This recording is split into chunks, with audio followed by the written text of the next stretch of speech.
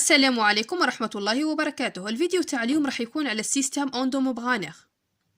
راح نشوفوا سيستم اندوموبغانيغ عند الزوكاريوت وعند البروكاريوت، وراح نشوفوا ريتيكولوم اندوبلازميك ونتعرفوا على انواعها ووظيفة كل نوع والدور اللي تقوم به. قبل ما نبدا ما تنسوش تشتركوا معايا في القناة وتفعلوا زر الجرس ليصلكم كل جديد وتبارطاجوا، واذا ما فهمتوش كاش حاجه خلوها لي في التعليقات. وهادو الملخصات اللي نشرح بهم هنايا غادي نخليهم لكم على حسابي بالانستغرام او صفحتي في الفيسبوك، الرابط بصندوق الوصف. نبدو بالسيستم اندوموبغانيغ. اللي ماش فاهمش معناتها سيستم اندوموبغانيغ راني شرحته في الفيديو اللي فات، ينجم يعاود يروح يشوفه، رقم 7.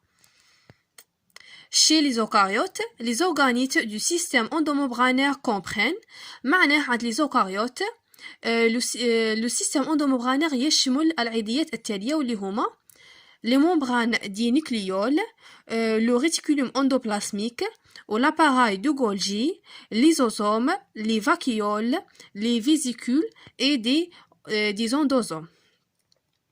وكملاحظة تاني لو سيستم اندوموبغانيغ لا يشمل أغشية الميتوكوندري لي ممبران دي ميتوكوندري. ودربا نشوفو عند لي بروكاريوت. لي بروكاريوت اون بو d'endomembrane، معناه البروكاريوت عندها عدد قليل من الأغشية الداخلية.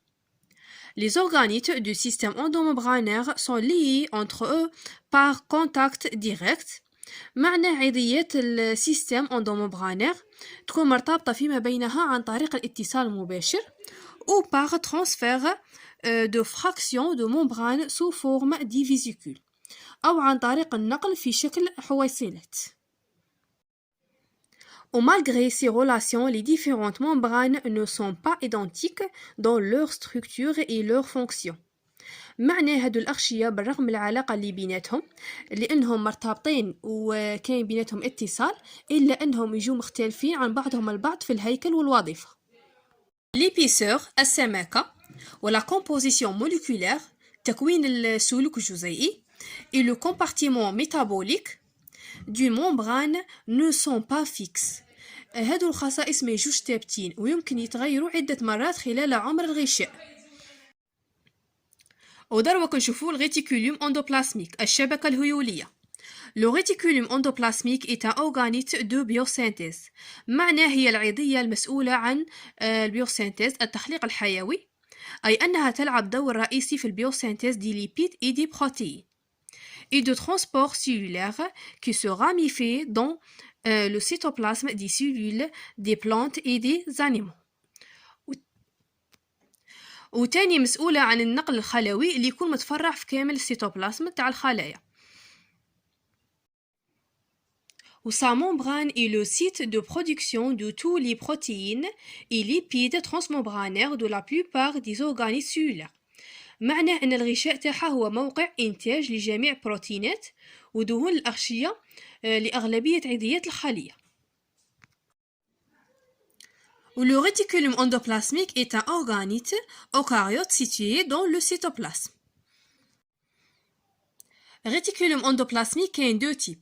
réticulum endoplasmique granulaire نتلاقوها في أغلب الأحيان حول النواة، تحتوي على الغيبوزوم والبوليزوم وتكون في استمرارية مع l'enveloppe nucléaire والريتيكولوم اندوبلازميك ليس. وكاين النوع الثاني اللي هو ريتيكولوم اندوبلازميك ليس اللي ما فيهاش الريبوزوم.